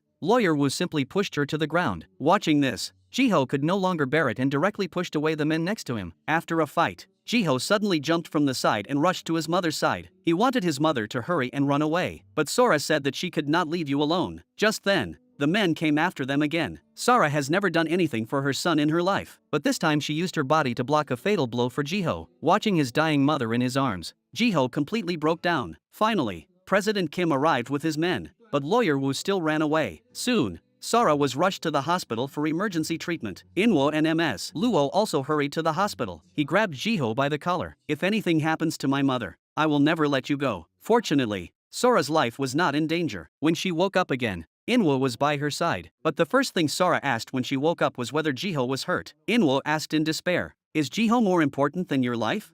What did he do to us? Have you forgotten, Mom?"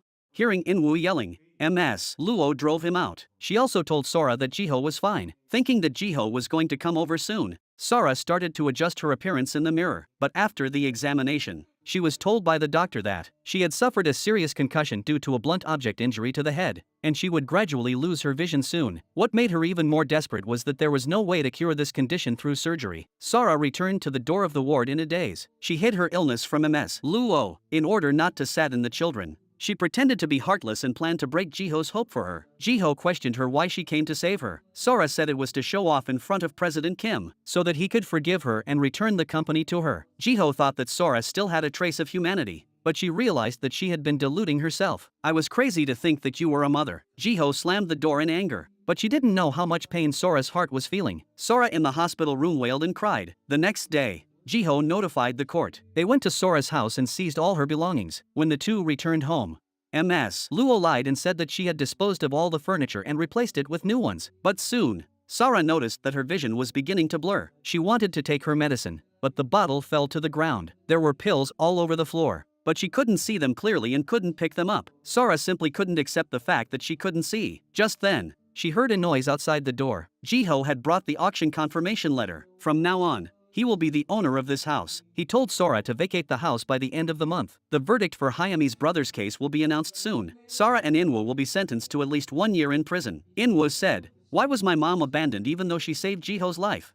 The next day, he sold his car and bought his mom and grandma expensive clothes and bags at the mall. Even if he dies, he can't live in poverty. Who knew that Sora would be furious when she saw all these things? Inwoo never thought that his mother, who had always doted on him, would actually raise her hand to him. But Sora just wanted Inwoo to understand as soon as possible. She couldn't be by her son's side forever to help him. Inwoo didn't know what had happened to his mother and couldn't understand her heart. He just felt that his mother didn't love him anymore. With tears in his eyes, he rushed out. At that moment, Sora also collapsed to the ground. That day, Sora specially prepared a table full of good food and invited Jiho to come to her house for dinner. As soon as the two brothers met, they were very unfriendly. This was not destined to be a peaceful lunch. At the table, Inwoo began to mock Jiho and said that he was an unwanted child. Jiho could not help but lose his temper and swing a fist. The meal ended like this. But as soon as Jiho left, Ms. Luo came out carrying a gift. Today was the day Sora gave birth to Jiho. She scolded Jiho for being inconsiderate. Your mother found all kinds of excuses to ask you to come over, but she actually wanted to give you a birthday. She not only prepared seaweed soup, but also bought a present. Can't you understand your mother's heart? Ms. Luo slammed the present on the ground and was very disappointed with Jiho. When Ms. Luo returned home, she found Sora fumbling on the floor to pick up the plates. As she slowly approached Sora, she felt indescribable emotions. Ms. Luo followed Sora upstairs and found her in a state of collapse because she couldn't tear off the window stickers. When Ms. Luo came in, Sora pretended to be fine and said that she was perfectly normal. She knew that her illness could not be cured, and she just hoped that her mother could help her keep the secret. Ms. Luo then understood why Sora had said such cruel things to Jiho. It turned out that Sora just didn't want to be a burden on him. Early the next morning, Ms. Luo sat by Inwoo's bed, unable to bear it any longer. She told him about Sora's illness. If you ever make your mother cry again, I won't let you off the hook. Ms. Luo took Inwoo downstairs and watched as his mother fumbled around. If she hadn't seen it with her own eyes, Inwoo would never have believed it. His tears flowed immediately. His mother had been such a strong presence. Ms. Luo told Inwoo not to show it in front of his mother, or she would be even more saddened. Meanwhile, Jiho had also put on the blue shirt that Sora had prepared for him. Because of Ms. Luo's words, he began to try to understand Sora's heart. And then Jiho went to Sora's house. But Sora immediately questioned Inwoo. Where did you go in the morning? When she learned it was Jiho, she panicked and hurriedly ran outside. Jiho also instantly realized the problem and returned to the car in a daze. At this moment, he finally understood why his mother treated him that way. Jiho cried alone. Why is fate so unfair to me? Jiho rushed to President Kim's office and asked where Lawyer Wu was. He couldn't take it anymore. At that moment, Lawyer Wu had already gone to the airport with the money President Kim gave him. Seeing Jiho, Lawyer Wu immediately ran away like he had seen a ghost. But he was still surrounded by the men Jiho brought with him. Jiho angrily swung up his fist and blinded his own mother. He would never let go of this scumbag Lawyer Wu. Jiho grabbed him by the collar and pushed him against the railing. When Inwoo arrived and stopped Jiho, if you become a sinner now, what will happen to your mother? Do you want to live in pain like me for the rest of your life?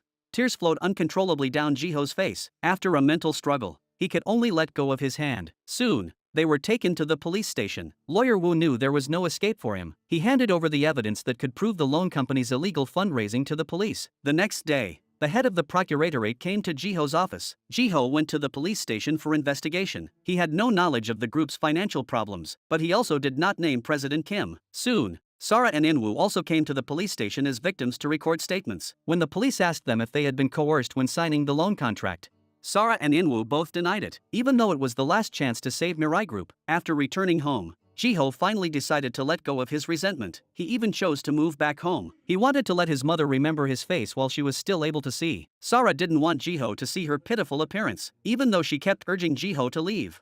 Jiho didn't waver in his decision. Seeing Jiho's stubborn attitude, Sora said she would move out, but as soon as she turned around, she fell from the stairs because she couldn't see. Jiho carried Sora directly to the hospital. After arriving at the hospital and bandaging the wound, Jiho had also made an appointment for Sora with an ophthalmologist. Even if there was only a 1% chance of hope, they should try their best. Sora deliberately said that she didn't want to be a burden to Jiho. She hoped that Jiho could stay away from her and forget everything, but Jiho has already made up his mind. He will definitely try every means to make his mother see his face again. He has lifted the seizure on the house and also unfrozen Sora's family bank card. That day, Ms. Luo bought a lot of nutritious food with the card Jiho gave her and gave it to Sora, but after learning that it was Jiho's money, she looked very unhappy. Sora knows exactly how Jiho has felt over the past 15 years. How can she let Jiho forgive her?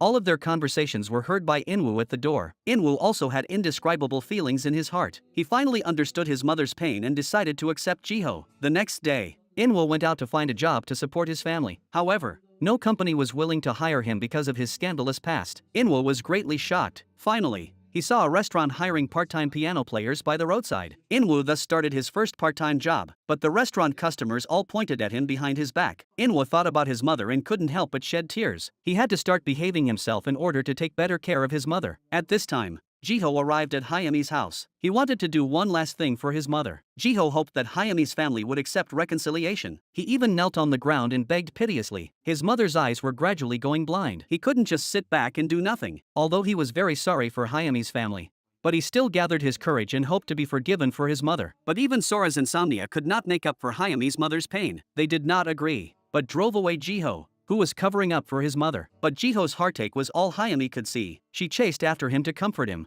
but Jiho never looked back. Jiho no longer had the confidence to face Hayami again. Seeing Jiho's departing back, Hayami's heart ached. She knew that this time the two of them were completely over. After returning home, Hayami knelt before her mother and brother, hoping that they would agree to Jiho's request. She even said that she would never see Jiho again. This was her last wish. That day, Ms. Luo took Sora to the supermarket. However, she didn't notice Sora for a moment, and Sora was knocked to the ground because she couldn't see the passers-by. Ms. Luo quickly ran over and helped Sora up. However, the passerby didn't say a word of apology and walked on as if nothing had happened. Ms. Luo lost her temper and rushed forward to start a fight. After a fight, Sora didn't say a word to Ms. Luo. Ms. Luo asked Sora if she felt ashamed. She found tears welling up in Sora's eyes.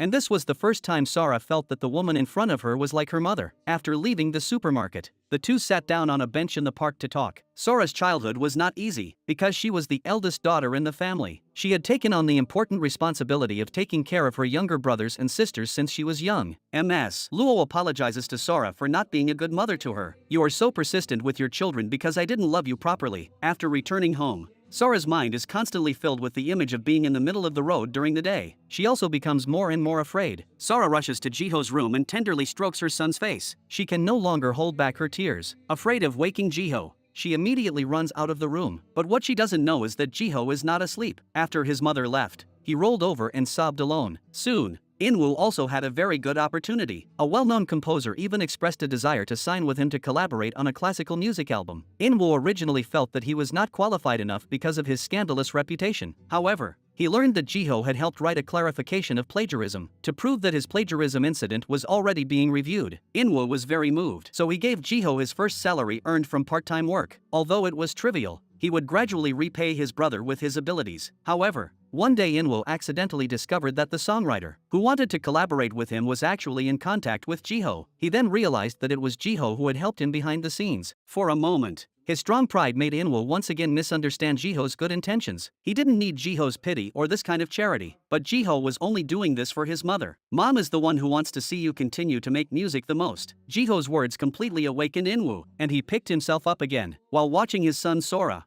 who continued to pursue his dream of music, also revealed a look of relief and happiness. This day was the day Sora and Inwoo were to be tried in court. Sora was sentenced to 8 months. Inwoo was sentenced to 1 year. However, due to Hayami's mother's letter of reconciliation, Sora also managed to get a 2-year reprieve. This finally ended the feud between the two families. The sentence was terrible, but the punishment from heaven was even worse. Inwoo was sent to prison. When she returned home, Sora cooked a big dinner, ironed all of Jiho's shirts, and cleaned the whole house. When Jiho came home, Sora disappeared. There was not a trace of her in the big house. Looking at the neatly folded clothes on the table, Jiho broke down. At this time, Sora was already on the bus leaving Seoul. Leaving was the best choice for her. Secretary Wu apologized to Sora for taking the baby away 20 years ago. If she wanted to take revenge on herself, why didn't she go further?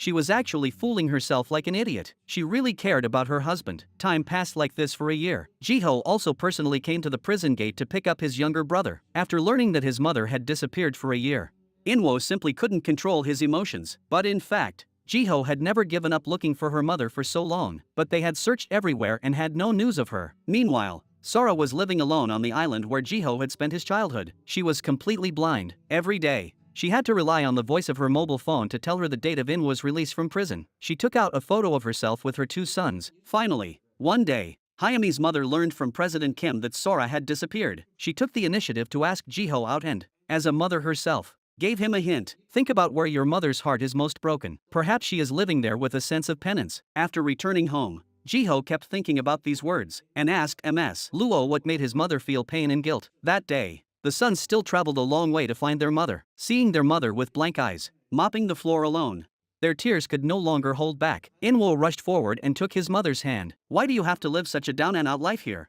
Is it because I'm useless and you don't want to see me?"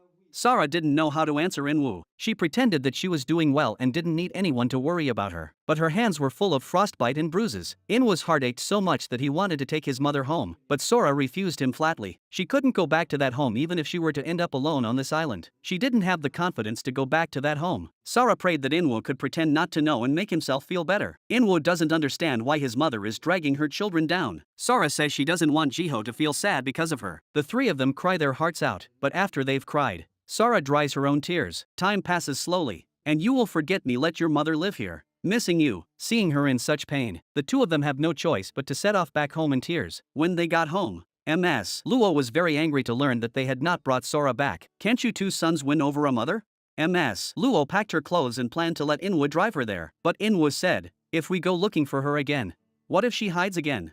Right now, we're lucky to know where she is." Just then, Jiho came downstairs and rushed out. He still couldn't let go. Sora, who was on the other side of the house, was boiling water on the stove, but she suddenly ran back to the bedroom and started packing her bags. Maybe she was afraid that the children would come looking for her again, or maybe she was just missing them. But after a few minutes, she smelled something burning in the room. By the time Sora rushed out, the whole kitchen was already on fire. She started groping in the dark, first taking off her jacket and trying to put out the fire. Then she grabbed a wash basin and started pouring water in an unknown direction. But all these things seemed useless for a blind person like her. Eventually, Sara gave up struggling and leaned against the wall. When she woke up again, she was lying in her room, and the person sitting beside her who saved her was Jiho. Fortunately, Jiho arrived in time, so Sara wasn't hurt. He reassured his mother and said that he would not force her to go back. "As long as you are somewhere I can find you, I will be very relieved." That night, Jiho stayed the night by his mother's side. Looking at Sora's back, Jiho felt happier than ever. If only he could always be by his mother's side. The next day, Jiho received the news that his grandmother had passed away. He took Sora with him to the nursing home where his grandmother was staying. The nursing staff scolded Sora for not showing up all these years. Sora felt heartbroken. She felt the residual warmth of her grandmother in the bed with her hands. She sincerely apologized to her grandmother. Over the years, she had not fulfilled her duty as a daughter-in-law. Her grandmother had passed away without a single reproach. If she could do it all over again, she would sincerely treat everyone around her. When Sora came out with her white cane,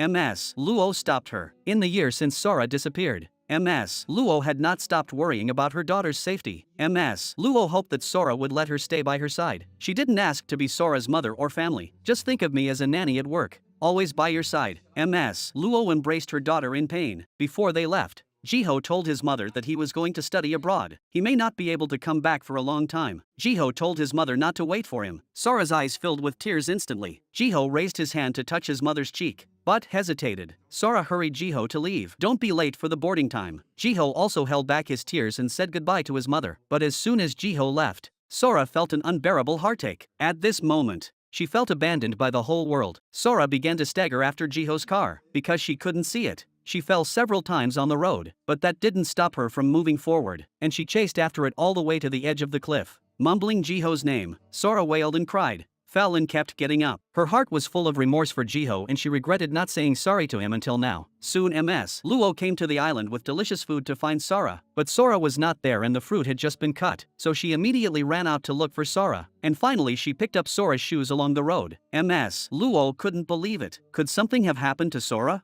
At this time, Jiho had already arrived at the airport. The person who saw him off was his father, President Kim, and Hayami was standing not far away. Although it was impossible for the two of them to be together again, but their feelings for each other have never changed. Being able to have these beautiful memories is the happiest thing for them. On the other side, Sora was also rushed to the hospital for rescue, but she couldn't hold on for long. Sora hoped that her mother could help keep the cure a secret. As a mother, she didn't want to block her child's future. Now she had to go to Inwa's father to beg for forgiveness. Luo held back her heartache and finally dialed Jiho's phone. But she didn't tell Jiho about this. Instead, she lied and said that Sora had gone out for a walk. She put the phone up to Sora's ear. When the call ended, Sora had no regrets. She slowly closed her eyes and passed away forever. Time passed like this for 3 years. Inwo and Jiho also had a long-lost concert together. During these 3 years, Jiho didn't know that his mother had passed away. He happily said that every month, his mother would send him a CD. And today he is going to play one of the songs. The two sat down at the piano and started playing. They started and ended with the piano. Fortunately,